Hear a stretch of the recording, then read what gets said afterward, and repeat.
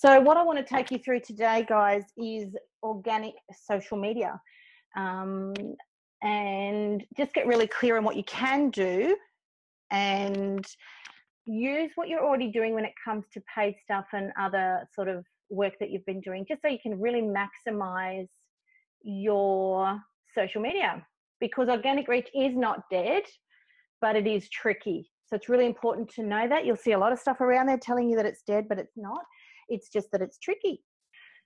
So things that I want you to consider, and it works alongside the social circuit, which I'm not going to cover in this particular call.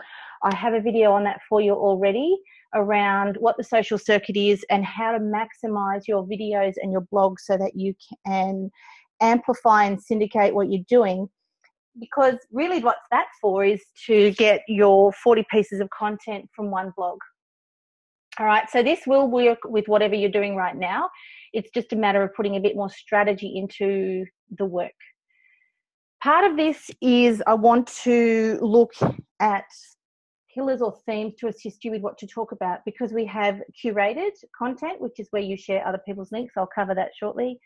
We have planned content, and then you have spontaneous content. So what we're talking about predominantly today is both the planned and the curated, and it comes from the pillars or themes.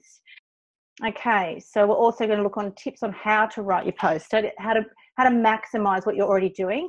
And then I'm going to go through 16 or 15 things you can do to increase your organic reach.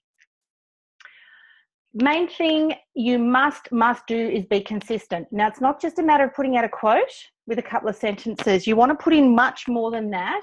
However, it won't take much time than that. So that's the coolest part about it. But the point, of course, is that you must be consistent.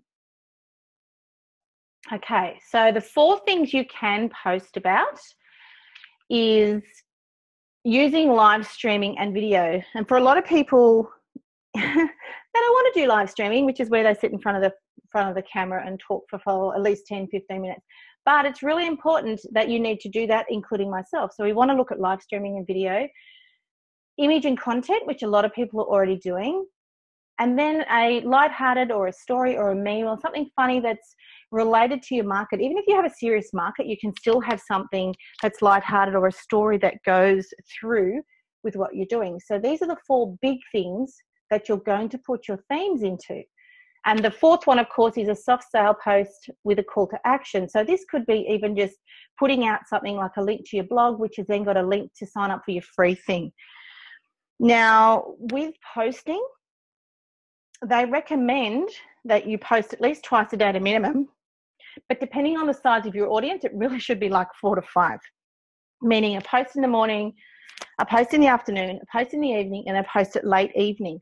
Now, late at night, you think, oh, well, no one's up. You'd be surprised what sort of traction is coming from late at night post. Now, the whole point of this is that you can alternate this stuff between your business page and your personal profile. It's not just limited to your business page. There's some sharing involved, but it's the strategic sharing. So in a week, you might have 3 videos of some description. You might have 3 memes. You might have 3 sales. You might have 3 images. But at minimum, I want you to post at least twice a day. So the way to find out when to post is to go into your analytics or your insights on your business page and find out when your audiences are on. Mine are on pretty much from about 8, 9 o'clock right through to about 8, 9 o'clock at night. It's pretty consistent 7 days a week. However, I do know from running ads that Saturday is a quieter day for me, but Sunday afternoons are huge. So it's just a matter of knowing when your market is on. Okay, now the types of content, as I mentioned before, we want planned content. This is the stuff you can plan out 12 months in a year. It can include whatever things that happen, some sales, whatever you've got going on in your business, along with national, international days. Now, curated content, that's where you share a link to someone else's blog or article or video, but the main thing is to have your own commentary attached to that. So if you're going to share something that's really valuable, because it's really important to be seen as a collaborator with other people and shout out other people's stuff. I mean, there's some amazing blogs around. Just put your own commentary with it. So your own take on it. You could agree with it. You might not agree with it. And then, of course, there's the spontaneous. So the planned stuff, you can map out a year pretty darn quickly, as with curated. So for those of you who know I use Evernote. So when I come across a blog or just something, anything that I've been sent, it could be an email, I save it into Evernote under curated content topics, or what are they called in Evernote? They're notes, but they're in topics. I just can't remember the exact note. But under there, and it means that as I'm building my repository of curated content, I can pull out something. I can pull out something that was done a while ago and rehash it because it could be really valuable. And then, of course, the spontaneous, which is what we're going to be looking at today, is where you want to get in and you want to have something that's spontaneous. So it could be that you've had a call with a client, or it could be that the government has done something. For example, for those of you who are in visa immigration, Malcolm Turnbull has just put in some big changes around immigration. For those in the 457 category who are the skilled migrants, there's some changes in there. So that's something to blog about, or that's something to talk about, and that's spontaneous content. So with Planned, you can do your planner, but you can use old blogs, you can create images from your blogs, you can create memes, which we'll cover shortly, and you can also schedule this either straight into Facebook, or you can use a tool, and some of you will be using Hootsuite. You can have up to three channels for free. There's Reignite, there's Sprout Social, there's Social Report. There's so many ways to schedule your stuff. And as I said, with the spontaneous, I want you to plan strategically what you're going to put up. So it could be a live stream tip, it could be a question, it could be, as part of one of the things I'm doing is looking what's out my window on a particular day and a time, which is a Thursday, what's happening outside my window. And this is where the key pillars come in. So the key pillars are 4 or 5 main, it's a bit like your keywords for your website, to be honest. It's what you stand for, it's what's important to you, it's what you do. So for example, for me, part of my pillars is small business and social media. So they're 2 of my pillars. There's a worksheet for it to help you, because there's 6 categories of your pillars to help you map this stuff out. And it shouldn't take more than 30 minutes to do that. Happy to send that worksheet out with the recording of this. If you haven't got an elevator pitch, I've also got an elevator pitch to help you with that, because what we're wanting to do is to plug one of the pillars with something. For example, with social media, a tactical pillar for me is get more organic reach than ever before without spending a cent, for example. And you want to plug these into your 4 big things, which are video, live streaming, image with content, lighthearted story, meme, something funny, and some sort of sales. So you want to plug them into those sort of main categories, because you want them to keep rolling over. So you're not going to put a curated piece of content at the same time at the same day. You really want to be able to be very spontaneous with this stuff. But when I say spontaneous, it's strategically planned at the same time to minimize worrying about what to post. Meme Generator, for those of you who do want to create your own memes, it's memegenerator.net. They are free, of course, but it also has lots of images and all sorts of cool stuff on there. Now, if you are going to create memes, don't go in and just create one. Go in and batch it. So same as if you're creating quotes, all right? Inspiring quote images. Don't go in and just make one. Go and make 20, or whatever time you've put aside. You want to batch your work to minimize the time that you put in. I trust that makes sense. Alrighty, now tips on writing your posts. As always, you want it to be a storytelling. Now, this comes into ideal client because you want to speak to their pain, you want to speak to their desires, you want to get into their head, you want to hit at the solution without giving them everything clearly, because you want to help them have a relief and go, oh my God, she gets me. Click, call to action, download my super cool free thing. Now, with storytelling, or with anything on social media and on your website, images are so, so important. You've got to make sure that you have the rights to be able to use that image, which is why we put up quite a lot of posts around where to get free images, or you pay for them. Because what you're paying for is the right to use them. You don't want to get caught, you don't want to get fined, because they will track you down, because they are all uniquely identified. Now, these images, when it comes to a storytelling post, it's like an image that you put with a link to your blog. It's got to be a very important image. It's usually not branded, and it's usually not promotional, but the image has to stand out and tell a story.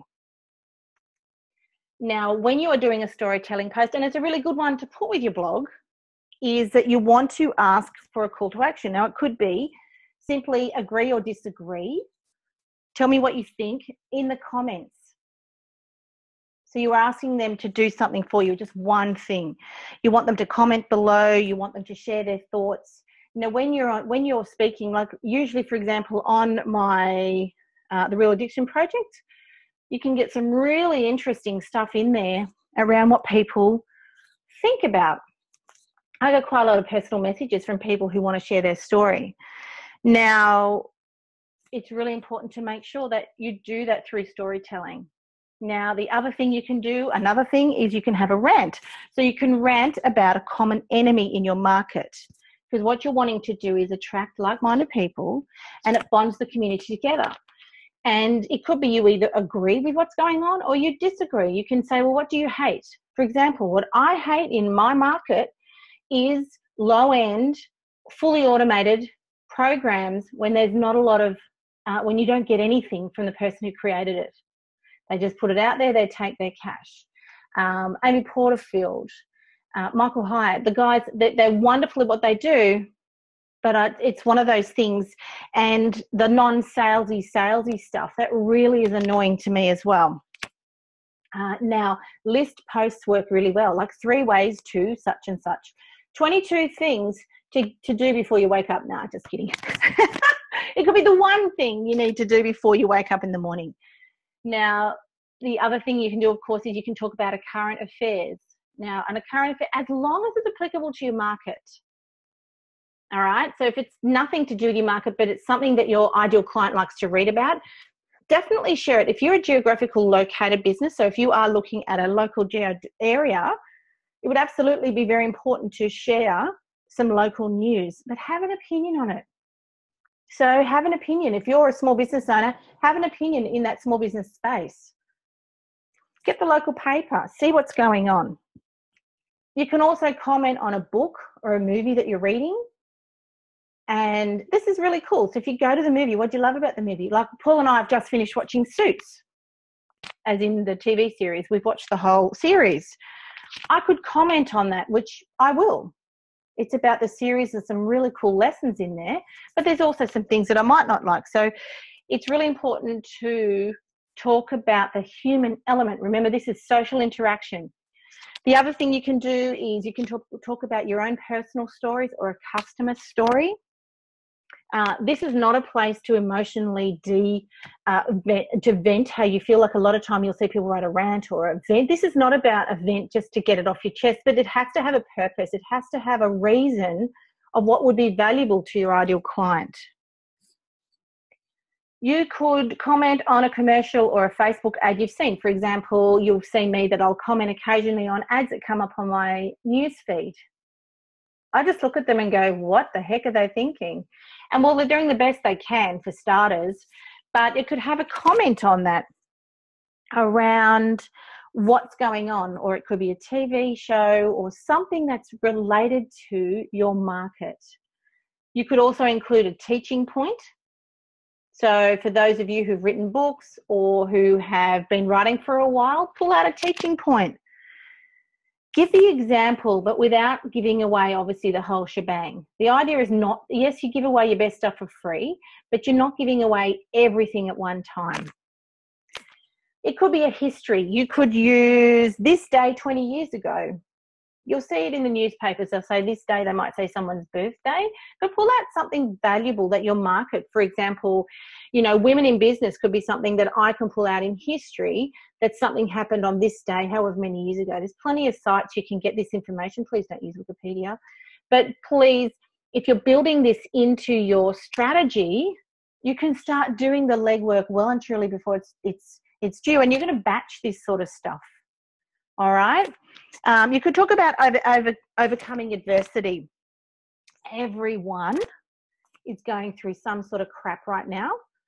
Everyone has shit on their plate. It could be a family illness. It could be moving house. It could be buying a car. What you're looking for is you want to bond with people who have the same problem. Hence, ideal client.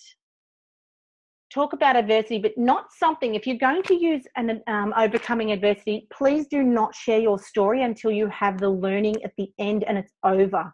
The last thing you want to do, for example, I haven't commented much about the last 12 years and living in London and stuff like that. Why? Because it's not over yet. But it will be, and when it is, I can then share the learnings. So you can build this into your plan, into your spontaneous, as well as your planned posts around overcoming adversity.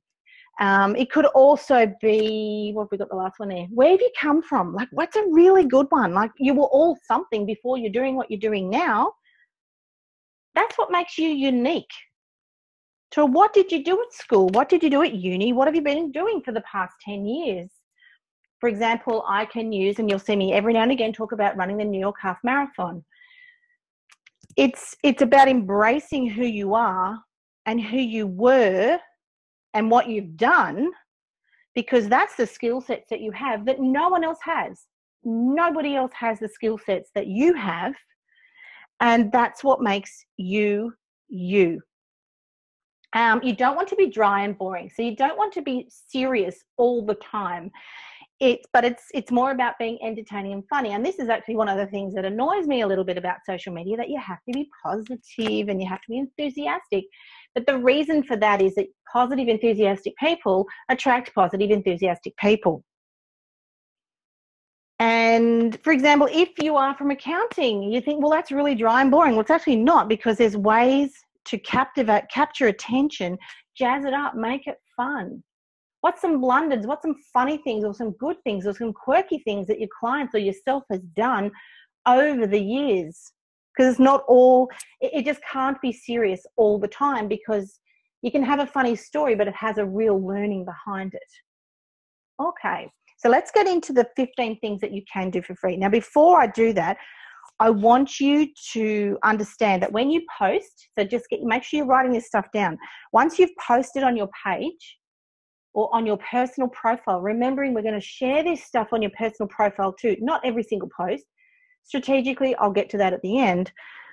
You want to make sure that you go back to that post and that you like every comment and that you reply to every person, you tag them in every single time. You probably think, oh, you know, aren't you a bit up yourself if you go and like your own stuff? It's about the algorithm for Facebook. The Facebook algorithm is, if you have someone who likes, comments, or shares your stuff, they don't know that it's your own. They don't know it's you commenting on it. Okay, they don't know it's you. It goes, oh, cool, this must be interesting. I'm going to show it to more people. So make sure if you can tag people, even if you're not your friend, if they've written a comment, you can tag them. So next time you can reply to their comment and their name will be highlighted. That's tagging. Tag if it's appropriate. Because every time you tag someone, they get a notification. In other words, everybody who has actually liked or commented on that post, they all get the notification. And what it means is it brings that post, it keeps the traction, and even when it's dying off, say you've had a really good post and there's been a lot of interaction and there's been some comments and some sharing, go back to it 5 days, 7 days later and comment again on something of an update, or it could be a tip or something that's been going on, or tag someone in to say, hey, I thought you might find this useful. Because what it's doing is it brings it back into gives it back into the newsfeed, basically. It'll start the conversation. On Facebook specifically, you have 3 seconds to grab someone's attention when they're scrolling. Mostly, they're all on their phones. Scroll, scroll, scroll, scroll. You've got 3 seconds. which is why it is so important to have an A+ image. Please do not scrimp on your images. When you are writing posts, please, every sentence needs to have a new paragraph. You'll see my posts like that is not because that's the way I write, because when you don't space stuff out and it gets jumbled and it's one big long paragraph, especially if you're posting from a third-party scheduling tool, sometimes it can lose the actual formatting. You just will lose someone's attention very quickly if you don't space it out properly. We read it subconsciously, we skim, which means you need to have good punctuation. You'll notice that I use ... a fair bit. It's strategic. It works. Strategically capitalize some words, remembering that on social media, if you capitalize a word, you're shouting at someone, but you want to grab attention. So if you're talking about you, I will capitalize the word you. It has a reason. So you don't want to capitalize every single word, but you want to make sure that you get someone's attention. Now, you need to understand that Facebook wants to show relevant, shareable posts. And this is the way you can do it for free. Comment first on your post. You're going, you want me to comment on my own post? Yes, this is the latest. Comment first on your own post. As I said before, the algorithm doesn't know that it's you. And you could either save a tip or a PS for the first comment. It speeds up the traction, especially, for example, if we're running ads. This is really important to start commenting and liking and sharing it from all the pages that you have on there, because it automatically throws it back into the news feed, and that algorithm goes, cool, it must be relevant and shareable. So you want to like your own post. You want to be entertaining, useful. You want to be eye-catching. Really, really important. You can use emojis. There are apps that you can do that. You can use emojis. Why? It grabs attention. You wouldn't fill the whole thing full of emojis, but it will attract attention. Remember, 3 seconds. The image gets someone to read the headline. The headline gets someone to read the subheadline. The subheadline gets the person to read the first line of your post. The first line gets to read the second line. So I'm in about 3 or 4 seconds now, or even less. That's how quick it has to be. It's all subconscious. You need to update your cover photo regularly. There are some guidelines, and I'm happy to share them with you around where to put the copy on your image. Canva, of course, will set up the size for you exactly. Canva.com is obviously the one that I would use because it's free. It's brilliant. Facebook, for some reason, loves people updating their photos, their cover photo regularly. I didn't know this. So it's kind of cool. They love this. And for this reason, it can drive a lot of free traffic to your page. So once you've updated your photo, and plan it. If you're going to update your photo on one platform, you need to update it on all your platforms, meaning Twitter, LinkedIn, Instagram, the whole lot all gets the same cover photo. Canva, when you pay their premium, which I think is around the $15 a month, will automatically resize them all for you, which is very, very handy. Now, once you've updated your cover photo, what I want you to do is go back into the post where it says cover photo updated and hit edit. Now in there, I want you then to put in a clickable link to a call to action or a bit of a story about you or something that's really working or engaging in your market. Need to have a link in there. Why? Because more people are going to see that post because that's the one that Facebook likes. So it's free advertising, which is very, very, very cool. The next thing you can do is pin your most popular post. So go into your insights, go in to see what worked and what didn't, and pin one of them to the top of your page. Now, it could be a promotional, it could be an event, it could be a sale, it could be a fundraiser, it could be that you've got a pre-launch for a book. Pin it to the top. Very important. So you'll notice in our group, there's a pin post at the top. It runs through all the detail that you need around the rules and where to find stuff for the group. It sets the tone. So it's really important to do the same for your business page. Now, hashtags. Hashtags for Facebook aren't really relevant because people don't really search for hashtags in Facebook, but it's very, very, very important for Instagram and Twitter around hashtags. Now, Twitter, 1 to 2 hashtags is enough. Instagram, you need at least 15. Now, in the Instagram training video, it shows you exactly how to do that, where to keep those tags, because, of course, you're doing it from your phone. Now, they all get put into your first comment on Instagram, so you don't clutter the image with a stack of hashtags. You can put them into the comment. So that's really important. Okay, you really want to leverage trending topics. For example, it could be the local news, it could be a festival, it could be a national training, it could be something that's relevant to your market. Really leverage it, share it, a shout out, whatever it's going to be for that topic. Okay, and as I said before, create your own memes. If it's not appropriate for your market, don't. But if your market loves memes, like for Nurse Power community, for some reason, love memes. I just use everyone else's at the moment, but now I realise I have to make my own. Damn, I have to do my own.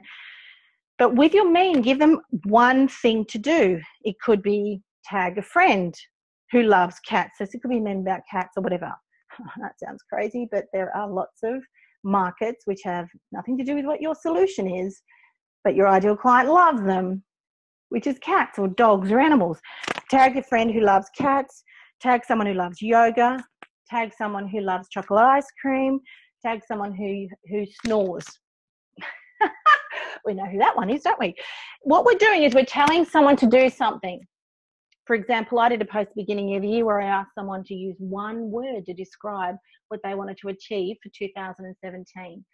I had dozens and dozens and dozens of people answer and comment on that post. I now realise all the cool stuff I've missed out on because I just liked it. I didn't do anything with it, but I now have a cool way to actually generate income from that, which is really cool.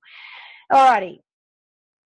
Quotes as images. Everyone's doing these things, but quote yourself. Make sure they're branded subtly, so have your own logo on them.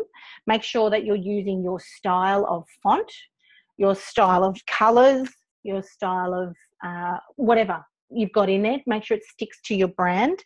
Canva, again, at the $15 a month level, you can save your colour palette. So I have the Bron Watson and the Nurse Power colour palettes in there, which means I just go click, bang, I've got the colour. Makes it very, very easy to do that. Quote yourself. You don't have to quote someone else. You all write stuff. You've all got some really cool sayings.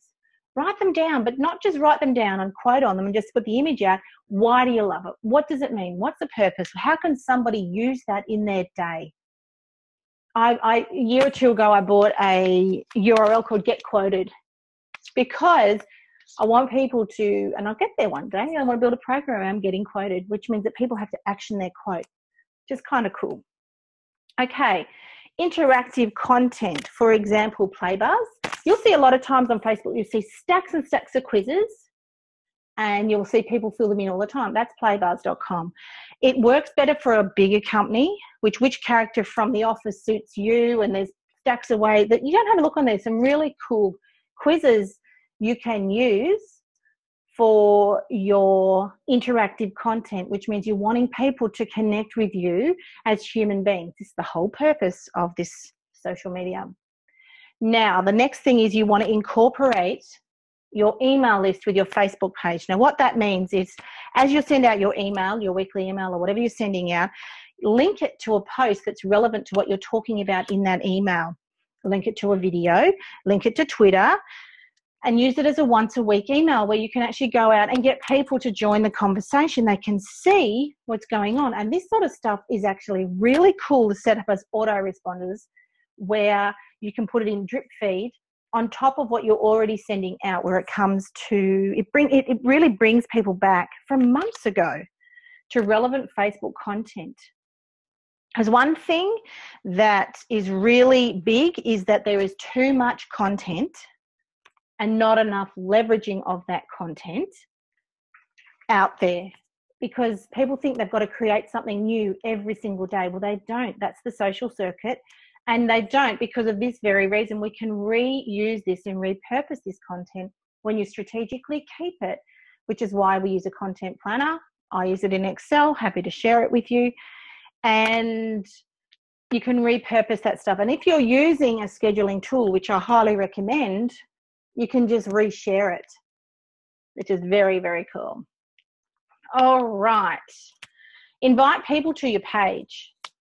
Now use this strategically. I've got a really quick video for this. I'll put that up for you as well to show you how to get people to like your page. What you do is that you go to your business page and you can go and click on who likes, comments and shares your stuff. That'll open up to people who, and it'll list down all the people who are friends or who like the page. There's a link next to their name to invite them to like your page. So if you do this, if you post and then within a couple of hours someone's liked that post, you can then go and invite them to like your page. Costs nothing. Very, very cool. You want to like, share, tag and reply to everyone. Please get this in: like, share, tag and reply. Who interacts with you. You want to take care of these people. You notice I'll like and share in a lot of stuff. There's a reason for that, because I know how hard these people are working to get their content out there. Alrighty, you want to optimize your profiles on your page. So for example, if you work in a particular city or town and you work with people only in that space, say it in your profile. Make sure all your profiles, as I said before, meaning your cover photos and everything, are the same across all platforms, even if you don't use them. Every time you want to look up yourself or look up someone, you want it to be the same so that they get to know that that's who you are. You want to fill in the about sections with keywords, which come from your pillars, which come from what you stand for. And you want to have the same name across all platforms. I can't tell you how many small business owners, including me in the past, who would have different cover images for Twitter, for Facebook, and to say something different. That is not smart, because subconsciously, if someone finds you on LinkedIn and then they come across and then find you on Facebook, you want it to portray the same perception, the same story. Very important. Make sure that if you do post something, that it doesn't have an expiration date.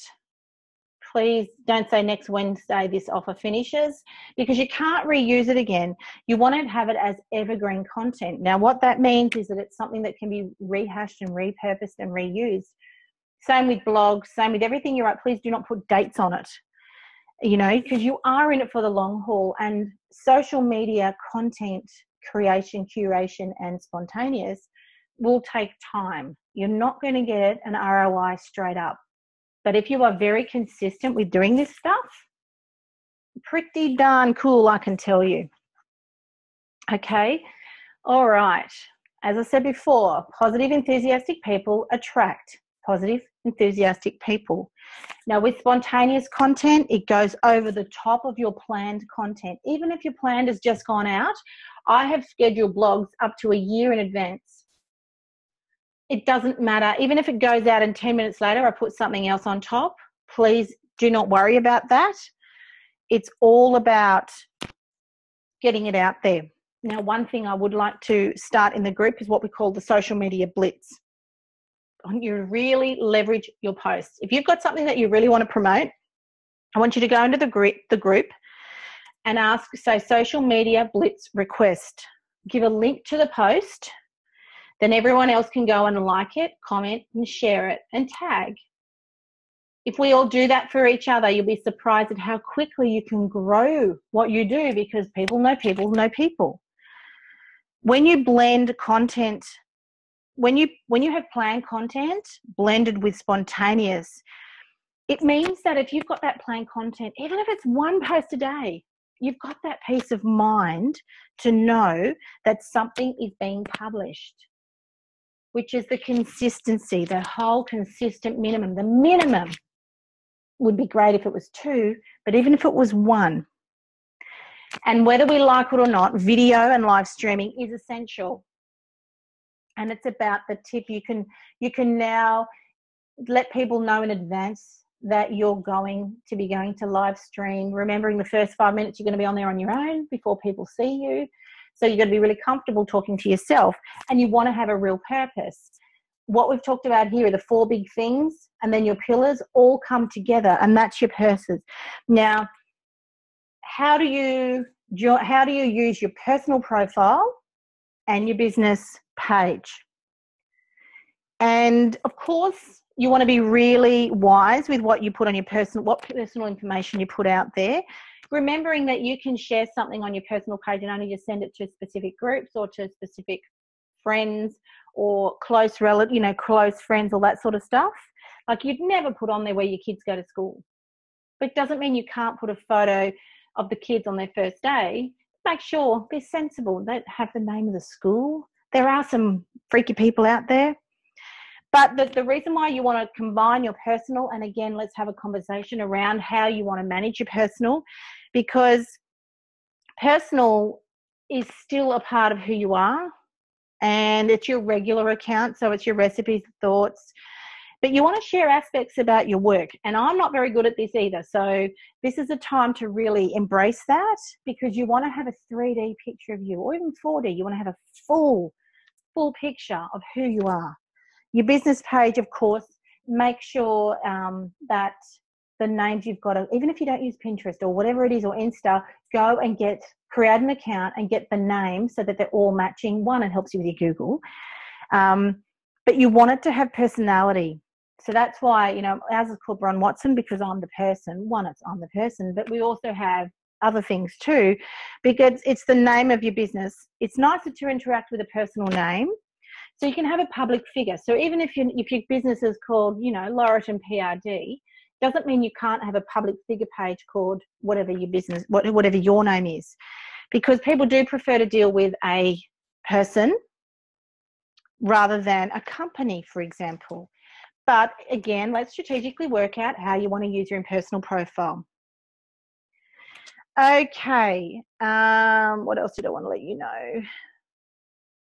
You really want to make sure that you just leverage all the things of who you are, who you stand for, and who you stand against. And as I say, personal, enthusiastic people attract positive, enthusiastic people. For example, on your personal page, you might talk about going for a run, and then you might talk about something you're working on with a new client. So you want to blend the two. So you'll see a lot of people will share something from their business page to their personal page, and then their personal page to the business page. Again, you want to strategically plan your spontaneous content. And this is where it comes in, because you really want to make sure that you position yourself. And this is all done for free. We haven't even touched on promoted posts or anything like that. We will get to that, because what we want to find is that if you've got a post that is really going off, we're going to throw $5 or $10 at it, but we want to throw it with strategy to make sure you got your targeting right. And this all comes back to ideal client. So it's very, very important to know who it is that you want to work with, that you know who you are and what you stand for, what you believe in, how you feel, and understand that you can make a positive out of anything. So even though you have something crap going on, there can be a positive there, and you use it as a learning, but only once it's over. That is what I wanted to talk about with